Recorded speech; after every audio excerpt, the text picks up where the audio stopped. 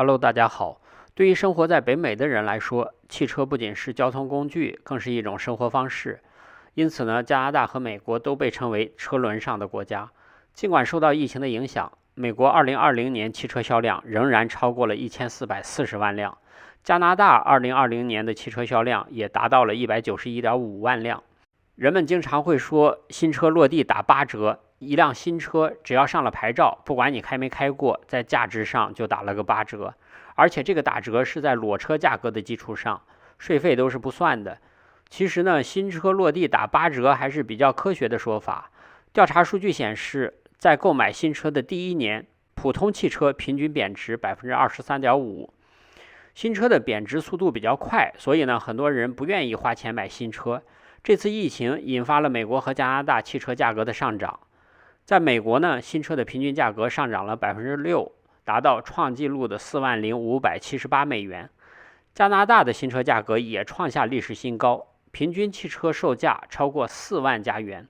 新车的价格上涨速度远超过了整体消费价格的上涨速度，这使得很多人买不起新车。因此呢，加拿大很多的汽车经销商都延长了贷款期限，最长的期限已经延长到7年。新车的价格太高，以及呢，在这个疫情过程中，很多人失业，陷入财务困难的人比较多，所以呢，更多的人还是愿意选择购买二手车。由于强劲的二手车需求，导致了美国和加拿大二手车价格飙升的幅度甚至超过了新车。根据华盛顿邮报的报道，美国二手车的价格在过去17个月里飙升了17%，这是近几十年来增长速度最快的一次。比市场上其他的商品价格增长都要快得多，而且呢，这很可能是通货膨胀的信号。汽车是受到疫情和经济刺激政策影响比较有代表性的行业。在去年春天，新冠疫情爆发后，很多人担心感染病毒，他们宁愿开车也不愿意乘坐公共交通工具。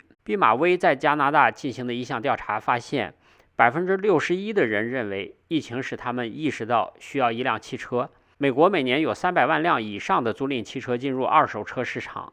疫情爆发后，因为汽车价格一直在上涨，很多租赁汽车的人借助更长的贷款时间，选择按照残值买下自己租赁的汽车，这导致退还租赁汽车大大减少。再加上为了阻止病毒传播，汽车制造商不得不关闭在北美的工厂，主要的汽车制造商都停止了生产。全球芯片的短缺也使供应链更加混乱，这导致经销商新车短缺，尤其是皮卡和越野车的车源更少。很多制造商甚至停止了在美国生产轿车，或者是放弃了低价车型，转向生产皮卡和 SUV。去年加拿大人购买的车辆中，80%是 SUV 跨界车和皮卡，轿车呢只有20%。新车供应链一直受到工厂关闭和卫生安全措施的限制，新车销量减少，导致以旧换新数量的减少。这反过来呢，又挤压了依赖以旧换新的二手市场。由于疫情导致旅行关闭，二手车的主要来源之一，汽车租赁公司也大大减少了新车购买数量，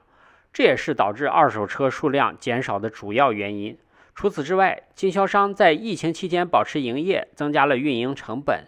再加上去年美国和加拿大都推出的疫情救助金政策，大量的人拿到疫情救助金，二手车需求猛增，但市场上二手车供应量却减少了，这导致二手车的价格进一步上涨。美国经济分析局的数据显示，自疫情爆发以来，几乎所有品类的消费品中，二手车的价格涨幅是最快的。唯一能与之匹敌的品类是主要家用电器和花卉、种子、盆栽植物等。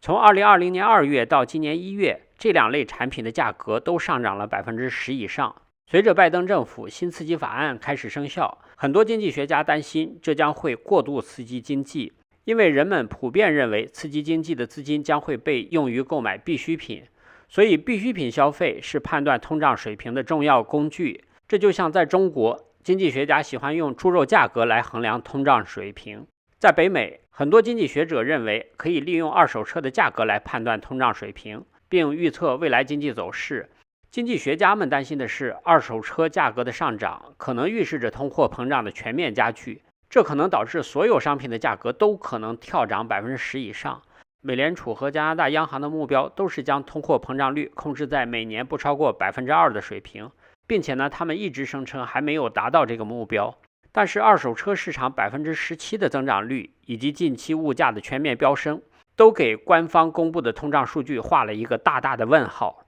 简而言之，新车越来越贵，伴随着新车价格的上涨，二手车的价格也越来越高。在可以预见的未来，万物皆可炒的时代可能已经来临。历来炒货和泡沫都是形影相随的，在泡沫破裂前，很多人总以为它是水晶球，只有在破裂的时候才会意识到它是真正的泡沫。这个世界上只有2种投资者，一种是想暴富的人，另一种呢是想守住财富的人。如果想守住财富的人，他们的行为方式变得与想暴富的人一样激进时，这就意味着市场已经进入投机热潮的尾声了。因此呢，在坑比较多的时候，希望大家都能谨慎投资。这就是我今天想给大家分享的内容。我的频道每天都会分享一些加拿大的生活经济、房产资讯，欢迎订阅，谢谢观看，再见。